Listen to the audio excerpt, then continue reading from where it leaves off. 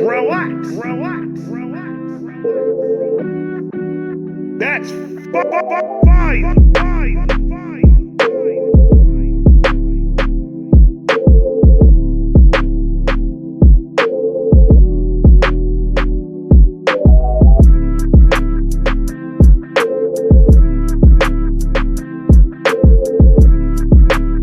What is good, Vibe Gang? It is your boy Ray here with another one.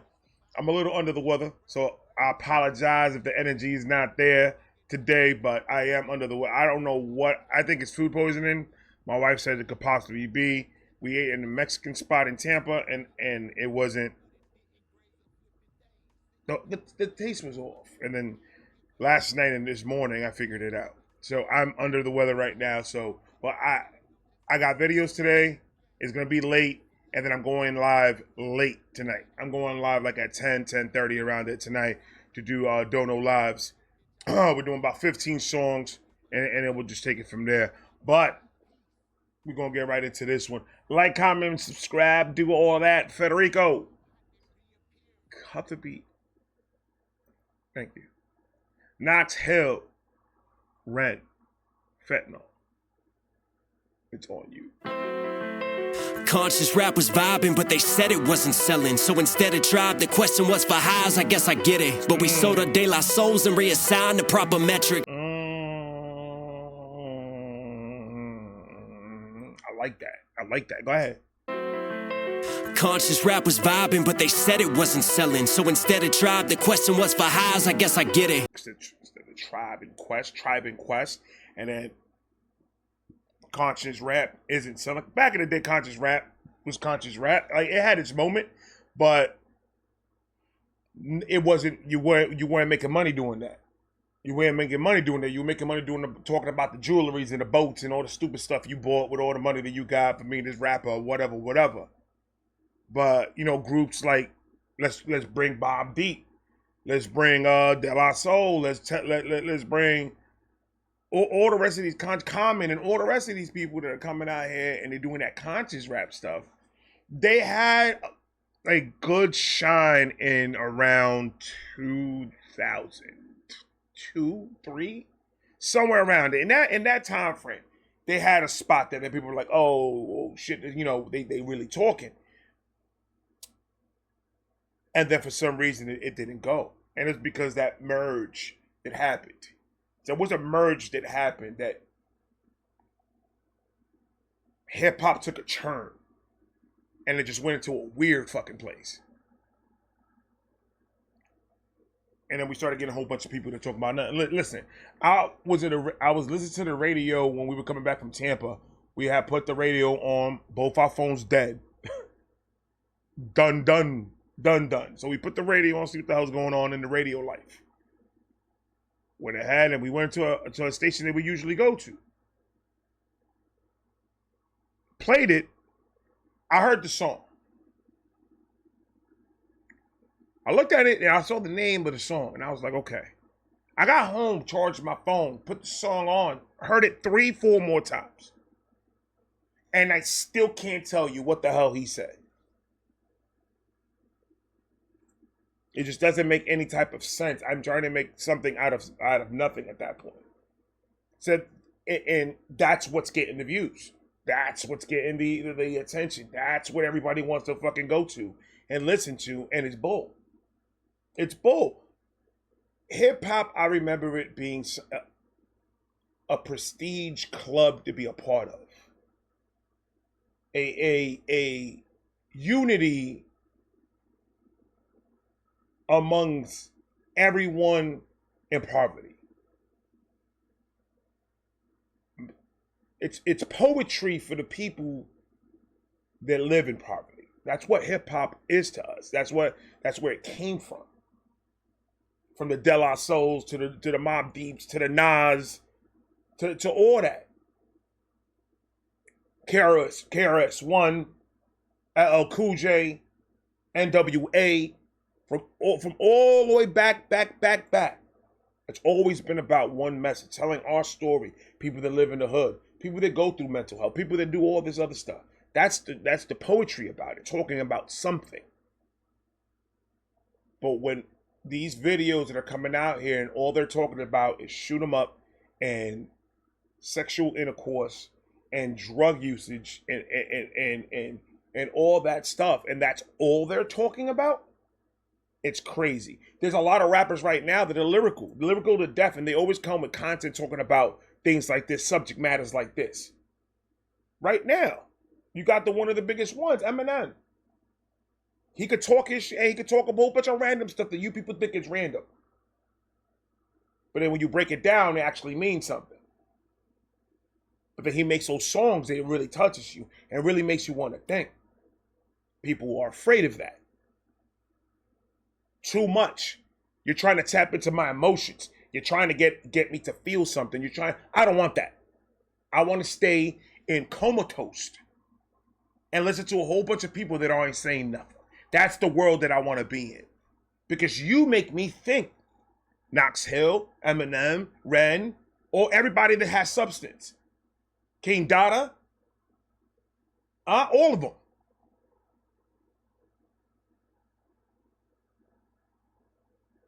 Substance, we're having a conversation about something that is killing our people. Have that conversation is one thing. Fighting about the same thing because you believe it should be done in a different way is crazy to me.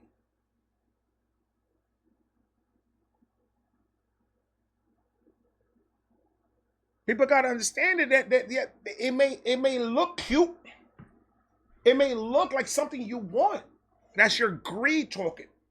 Human beings are greedy people. Nothing's going to change that ever. Calm out. I don't understand why conscious rap really didn't get its moment that it needed to get. And every time people are listening to conscious rap now, it's starting to get a little bit more because people like Knox Hill, King Dada, NF, Ren, people like that, Upchurch, Adam, they're talking about subject matter. Tom McDonald, they're talking about subject matters for the generation out there to, hey, guys, you may not like this person lyrically, you may not like this person as a person, but what they're trying to do is bring the eyes, yo, we over here. Come listen to us. Listen to what we're saying. You guys need to hear this stuff. Because this is a battle between the industry, mainstream, big pharma, all these fucking people that got their hands in the pockets of hip hop.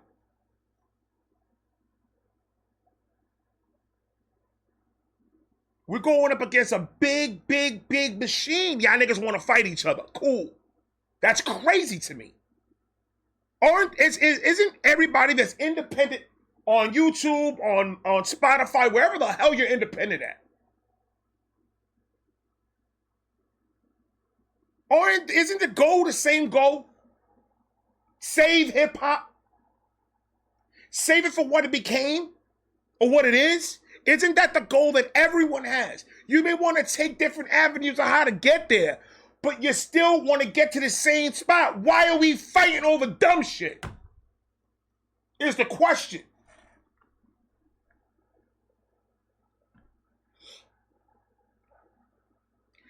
In every way possible you could think of, those people, the big ones, the ones that control, the ones that push agendas, all those people have only one thing that they have in common, is the money. They don't care about how you're feeling. They don't care about none of your struggles. They don't care about none of that. This fentanyl issue that we have in the United States is getting crazy, and it's been crazy. We've lost a lot of people. A lot over that shit. I don't see nothing getting fixed. Nothing's getting better. And they know, and they have now an audience to deliver it to, which is our culture. Our culture. Think about just that one maneuver. we got the people that we know we could manipulate and put as puppets, and it's called hip hop. It's called the culture. We need to get into that culture, put people in place, and start breaking down rules and messing people up, and building this agenda and doing all this other crap. Let's do that, because we're the weakest. We're the weakest. We're that manipulative that we could believe somebody saying something and take it as gospel. That's crazy. That's nuts.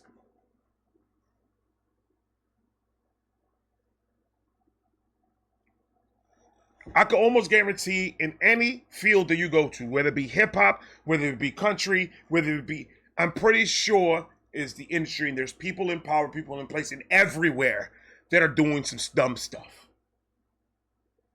But they're all working for this. They're all working for that. Let's push this. Let's get this out.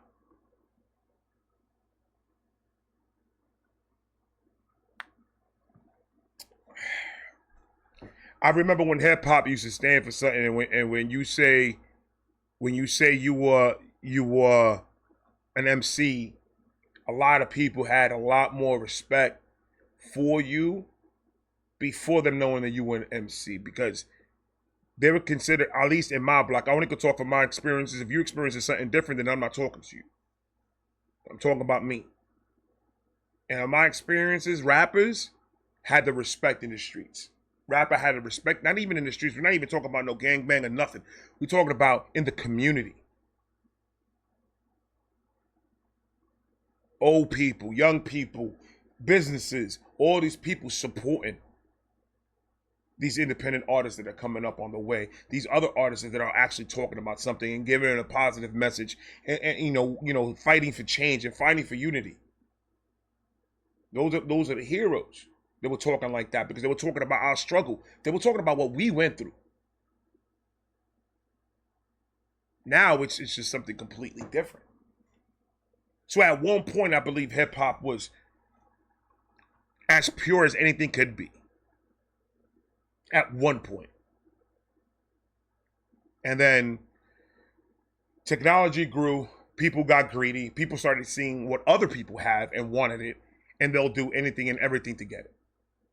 So we've created a nation of a bunch of freaking crazy people, zombies, puppets that have no soul and they will not think twice before hurting somebody,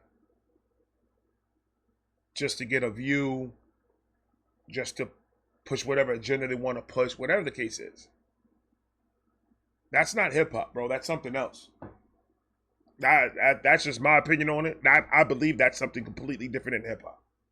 But we sold our de la souls and reassigned the proper metrics. Violent rap survived and Darwinized the prophet zealots. Survival of the fittest. Trade your bars for gems and you'll be shining. That's the realest in this climate of addiction style. Now you change your bars for gems?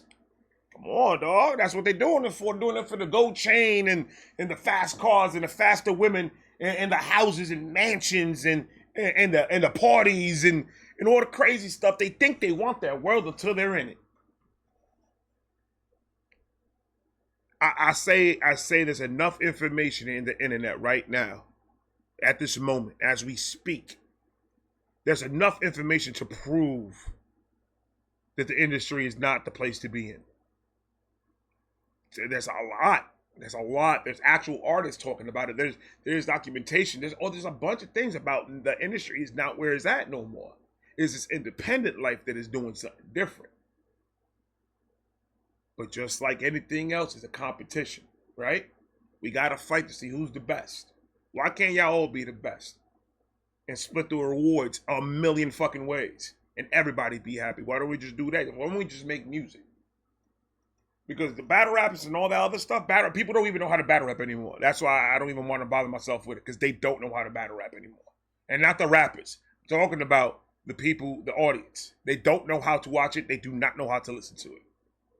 So I don't even bother with that anymore. I enjoy battle rap so much that I'm going to not do any of those battle things. and focus on me just paying attention to it by myself and just enjoying it for myself for what it is, for the purity of what battle rap is. Battle rap is a fight between two people lyrically to see who's the best, and that is it. There is nothing more than that. Yes, they're gonna say a bunch of crazy stuff about each other. Yes, they're gonna go insane and everything, but it's out of the sport for music. It hasn't been that way in very, very long time. People get shit too personal. People get too personal with these bars and too personal. Not the rappers, but the people take it so personally, like they're talking about them. That has nothing to do with you. We're going off of bars. We're going off of schemes. We're going off of who did it better. That's what we're going off of. Motherfuckers want to get personal, but be creative with your personal shit. Dude, it's not like that no more. It isn't. It's not. And nobody could prove to me that it is. Because it's not. It's not the love no more. There's a love went away a long time ago. For the audience member. They want the drama. They want the what do you think drama shit gets more views than anything fucking else? Because they want that.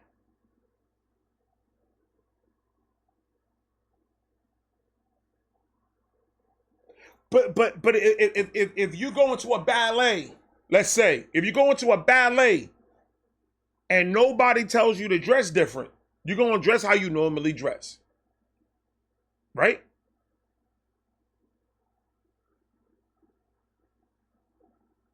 I confused myself with that one.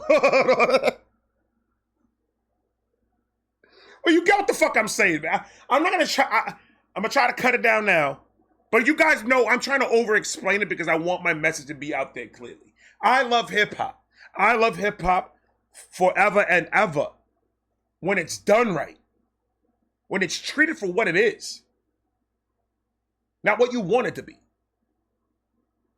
Every artist on YouTube right now that is an independent artist that is putting music out, they're good in their own way. They have their own lane that they're in. Everyone is so completely different that you guys are fighting of how different you guys are. Why does it matter? It's content for the culture. After the battle's done, shake your hand, yo, good fight. Let's go our separate ways, whatever. You do you. That's the way it's supposed to be done. I've been disappointed with battle rap, like this industry battle rap shit, and independent battle rap shit since Kill Shot. I'm gonna keep that 100%. Not because of the artist, because the people's attention span, the people's biased. It's never used to be that way. Not to this level. It's never been this way. It's been, yo, this is my favorite. Oh, cool. This is why I think this is my favorite. Y'all never been to a barbershop before? Y'all never had these conversations? It'll be crappy business if you're in a barbershop and every time somebody mentions a rapper that you don't like, you stand up and punch him in the mouth. That's crazy. Doesn't that sound a little bit crazy? That's why I miss those days. That's why I miss the barbershop days. The conversations, the things that we used to talk about. Hip-hop trending, everything. That was our podcast. That's where we got our information. That's how we got our news.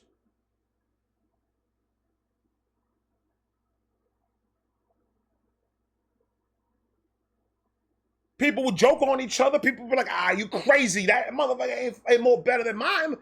You nuts. And then we keep, but it's all, these niggas, they not giving us checks.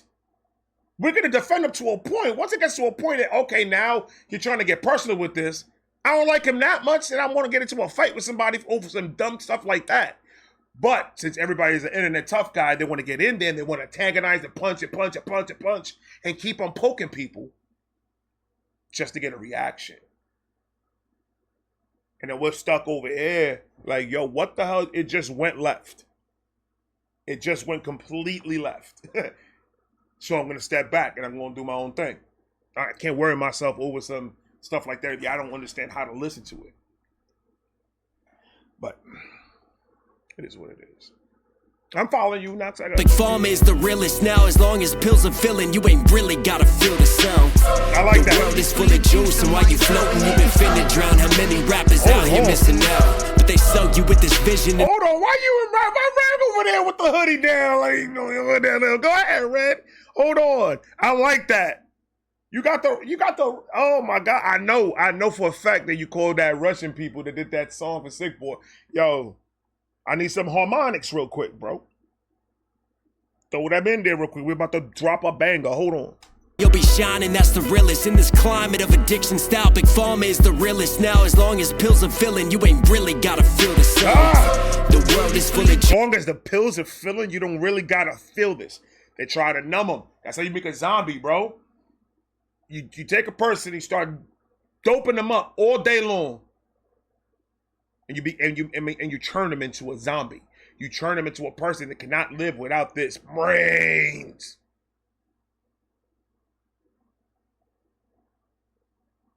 Big Pharma creates habits. Every day, somebody gets addicted. And it's a big problem right now. This fentanyl shit is real, people. It exists. People are dying left and right over this. But as long as it starts producing money, there's nothing that nobody can do about it. Somebody's pocket, if they stop doing what they doing with this fentanyl stuff, somebody's pockets is going to start getting lighter. And then somebody in power's pockets is going to start getting lighter. And then there's where you get your problem. There's where it comes 10 times stronger. There's always a plan behind a plan behind a plan. You can't only go for what face value. You always got to try to dig in deep and try to you justify the truth to yourself. You listen to everybody's opinion on a subject matter, and then you get your facts by putting everything that everyone said together and finding what they all match up with. Once you get that, you understand it better. You're like, okay, I can rock with that because of this. Because it's a fact. Now, as long as pills are filling, you ain't really gotta feel the sound. The world is full of juice, and while you floating, you been finna drown. How many rappers out here missing out? But they sell you with this vision and this fear of missing out. The industry will fuck us, so we follow what is trending. Brag about these hollow tips, but it's all hollow tip dependent. I lace my verse with fentanyl and lean into attention. Toe tags. Lean into it. I got that. That was fine. So hollow tip dependent. I lace my verse with fentanyl and lean into attention. Toe tags for the mentions, body bags for what they spending. While they bragging, we descended from the ground. We all descendants now. Sinners don't sleep in this broken town, trading their souls for some golden brown. Feel the release. Trading their souls with golden brown. Oh my Jesus. And you know what's crazy about that? Back in New York, as a lot of you guys know, I was a dealer and I was, an addict. And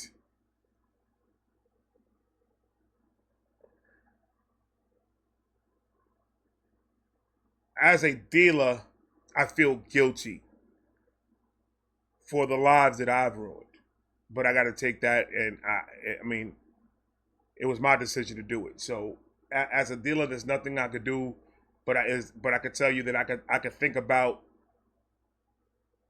I think about it every day, of how many people I might have or did hurt with what I was selling, and it's one of those things that I've made peace with it, but I'm never going to forget that. And then as an addict, there was a lot of things that I've did to a lot of people that I love that I can't take back either. So when he says selling soul for that golden brown, obviously it's that, obviously that's what he's talking about. And it's such the hard truth the way he put it like that, because that's exactly what it does. Like you sell the person you was for that. You wouldn't care. There are some limits. When I was an addict, I know I had my limits that I was just like, no, I'm not gonna do that. I ain't gonna do nothing funny like that. I ain't gonna do nothing crazy like that. But I did make decisions, and I did make moves that were really, really, call it for what it is, fucked up. Because at the end of it, I was gonna end up winning because I'll have my 10 Roxys that I take a day. As long as I had that, that's all that I cared about. I didn't care about nothing else. So you absolutely sell your soul, no matter what it is. It takes over you. It takes a hold of you. And it's crazy to think it, but something that you thought it was helping you is actually starting a whole process of that could quite possibly be your downfall. But people are never gonna, when people mentally are not capable of handling stress or are not capable of handling problems or one problem after another falls in, some people take that route, unfortunately. And they might work for a while. But like anything, the human body, like it'll adjust itself. And eventually it's not gonna be enough. And you're gonna get more and more and more. I've always tried to talk to my nephews and obviously my son and my brother-in-law and everything when they were younger, and always try to give them advice of, yo, this is why you don't do this. Like, you guys may think just because you see dudes in the TV and the radio, they all doing it and they're fine and they're happy and they're living their life, you think those people, everyone that you see on there that's on lean, things laced with fentanyl, all these people you see on the camera, they're just broken, and you're watching people be their downfall. That's what you're looking at. You're looking at their downfall if somebody doesn't step in. So instead of just, and that's where it's messed up, because all the rest of the fans that love this person is gonna start hyping everything he says. Yeah, hell yeah, yo, that's just crazy, man. He's flowing crazy. And you're listening to this message that he's giving you, you're going for it.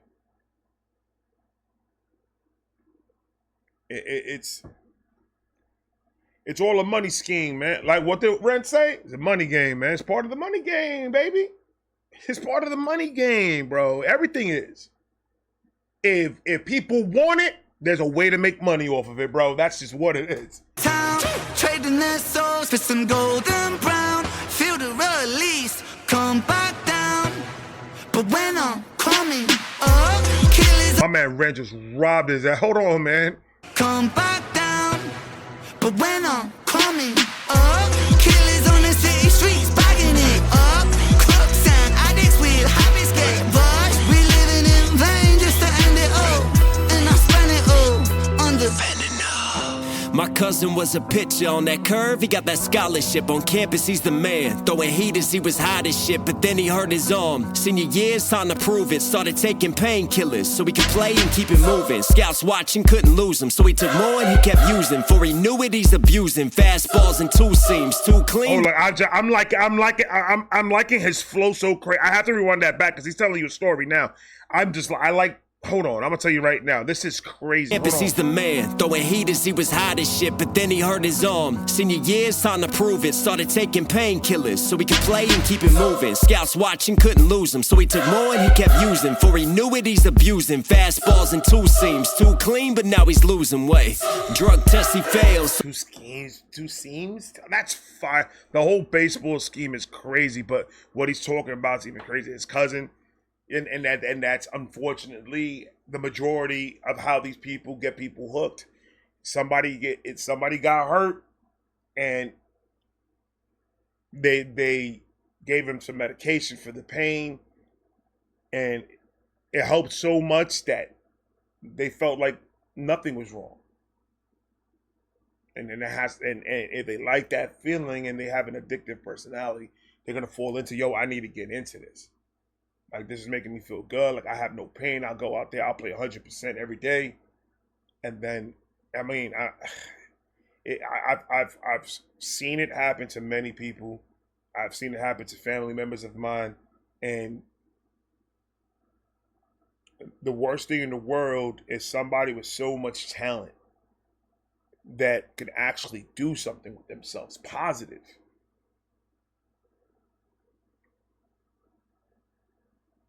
gets that person's life taken away from them over a drug. That's the saddest thing. Like, I don't even want to talk about it right now. Then he hurt his arm. Senior years, time to prove it. Started taking painkillers so he could play and keep it moving. Scouts watching, couldn't lose him, so he took more and he kept using. For he knew it, he's abusing. Fastballs and two seams, too clean, but now he's losing weight. Drug test, he failed, so they kicked him off the team. He tried to kick the habit, but he's mad that he had lost his dreams. He's sad, but he got off the lane. But all it takes is one reminder. In his mind, he couldn't help it. He was trying to finally settle. Midnight, he went outside. He was fighting with his devils. One hit, he told himself, it'll help me through this hell. Oh my God, Knox. Yo. Golly, bro. And that's all it takes. It just takes, hey, I'm strong enough. I haven't done it in a minute. I think I could do it today and I'll be fine tomorrow. And that's the worst thing to do.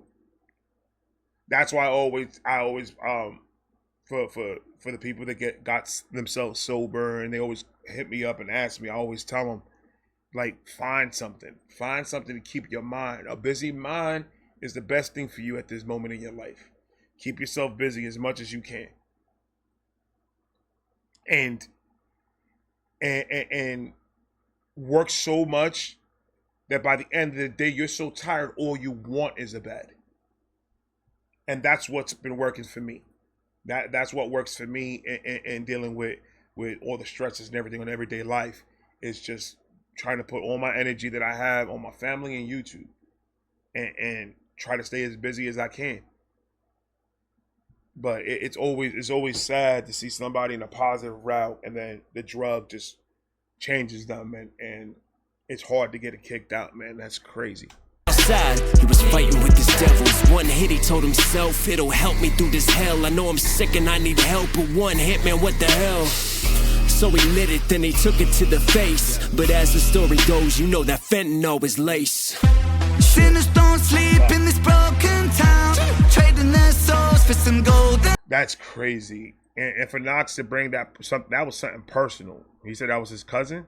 That's something personal for him to bring that story out like that and tell the world about it. I mean, I know his intentions are, he hopes that it helps somebody, like hearing his story and seeing what he saw, like, and that's what happens. Takes one hit, and then that one hit becomes the second hit, and then the second hit, say, you know what, I'm just gonna kill it, and that's it. This is the last time. I'm just gonna kill it, and I'm done. And then that happens, and it is just the worst thing in the world. And rest in peace to Knox's cousin. I mean, nobody. That's crazy, bro. Sinners don't sleep in this broken town, trading their souls for some golden brown. Feel the release, come back down. But when I'm coming up, killers on the city streets, bagging it up. Crooks and addicts with happy escape road. We living in vain just to end it all, and I spent it all under Fentanyl. Took my heart, you took my fucking life. Took my pride, you took my mind. Took who I am and turned to vice. Took my fam, I burned the price. And now I stand on murder time. And all my plans have turned to ice. I burn in fire, build this pyre higher. I'm wired in this dopamine, get higher. Still a broken fiend, supplier of the hopeless dreams. When it's all smoke, the only rope's the one that chokes. Will they remember me? Take all my memories and light them on this fire. Fire for the crooked dealer, he who packaged hate. Fire for that greedy villain, he who had it laced. Fire for my future, that look on my father's face. My mother's still in tears, my cousin, he's too far away. When they told me to get help, and yes, I tried again. But in the end, we're all just veins. And in the end, it came to veins. And in the end, I died in vain. And in the end, I tried to fuck it.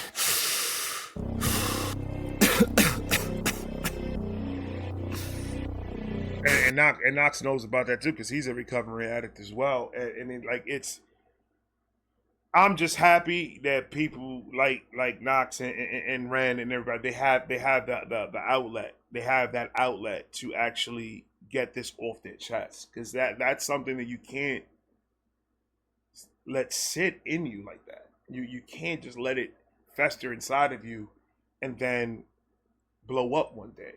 or relapse, and then you won't be able to come back this time. Like that type of mentality is what keeps me away from going back to it. I I gave myself too much to lose. So like that I won't lose it. If that makes any sense. I used to be a type of dude that I was I was just I would just survive no matter where you put me at. Like and I was more comfortable in the streets than I was in my own home. And me moving around the way I moved around, that you'll never know where I'm at. I was always ghosting on people. I was always gone for a couple of weeks. And it's just because I never trusted anybody.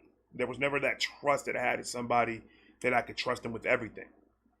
And as the addiction came stronger, the feeling of not trusting somebody came out even more, until I found somebody that I cared about, and that was my wife. And I really didn't have material things. Like the material things that I had, I bought myself. But I wasn't rich. My parents wasn't rich. We didn't have anything, and I always threw the money away because I was scared of it. I just bought, spent, and just on frivolous things that I have nothing to show for right now for it. So when I got sober and I started doing YouTube, and I was like, I'm gonna give myself things to worry about losing, so I won't have to worry them to keep me in line. I never wanted to own anything. I never wanted to have anything. Until I met my wife, I didn't have a debit card. Everything was money, either in my sock, or that shit was in my back pocket, or it was in my backpack, or it was cash. I never carried cards. I never had a credit card. But then I met my wife, and she was pretty much the game changer for me. Her existence in my life is what pretty much got me to do that turn. And I love her for it to the day I die. And if you have somebody like that you see is trying to help you, you see that it's trying, to force themselves on you, so like that you can let them know what's wrong, or what they can help with. Give it a shot. Let them help you, because you'll be surprised how it changes. And Knox, why you got me doing this shit, bro?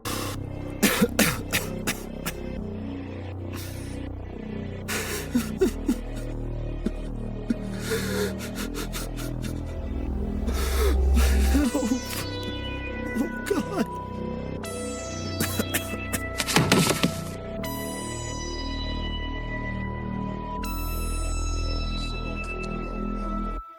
That's crazy, bro. That's nuts. The CDC reports from 1999 to 2021, opioids, including fentanyl, have caused over 500 deaths. I'm telling you, 2023 alone, fentanyl took 74,702 lives. All right, yeah, we'll pause it right there. And those statistics are 100%. So please, if there's people out there that that is dealing with that fentanyl stuff, or is an addict and anything, they're not gonna, unless they come out and say they need help. It's gonna be hard, because the majority of them are gonna say they don't need help, that they got it under control. But we all know how that turns out. So I have not seen one person saying, "Yeah, I've been doing drugs for 60 years of my life, man, and I'm gravy." Never in my life, and actually meant it. Never. I love you guys. I'm going to talk to you guys in a minute. I got 2 more coming, and then I'm going live a little bit later on tonight, around 10, about 10:30, around there. And tomorrow I'll be putting up like 1, maybe 2 videos, but I'm going on vacation on Wednesday. So what I'm going to do tomorrow is I'm doing a whole bunch of my donor reactions, and I'm going to knock them all out tomorrow, and I'm only posting like maybe 1 or 2 a day until I get back from vacation. So you guys can have videos throughout the whole entire week. And I'll just put them as premieres, and I'll premiere them an hour away from each other every day. So like that gives you guys time to watch and enjoy it and do all that. So I love you guys. Have a great night. Remember, if you have loved ones that are dealing with this, you could use this number, or you could do, or even if the person doesn't want help and you're trying, whoever's trying to help this person, call that number down below. You get the most information. Those people are there to help you too. Those people are there to give you that lane. Hey, try this. This is how the procedures work. This is how this does. They'll know more than you can. All you know is that you want to help, and that'll be the best thing. You call, you get the informations, you get tips that these people could give you of how to get them to open their minds, or whatever the case is. Please, please, please go out there. Let's help each other out with this. I love all of you from the bottom of my heart. I'm gonna talk to you guys in a minute. I got a bad feeling about this. They say Larry is a vibe like my nigga Ray. I be cool and I get high. I roll bigger J.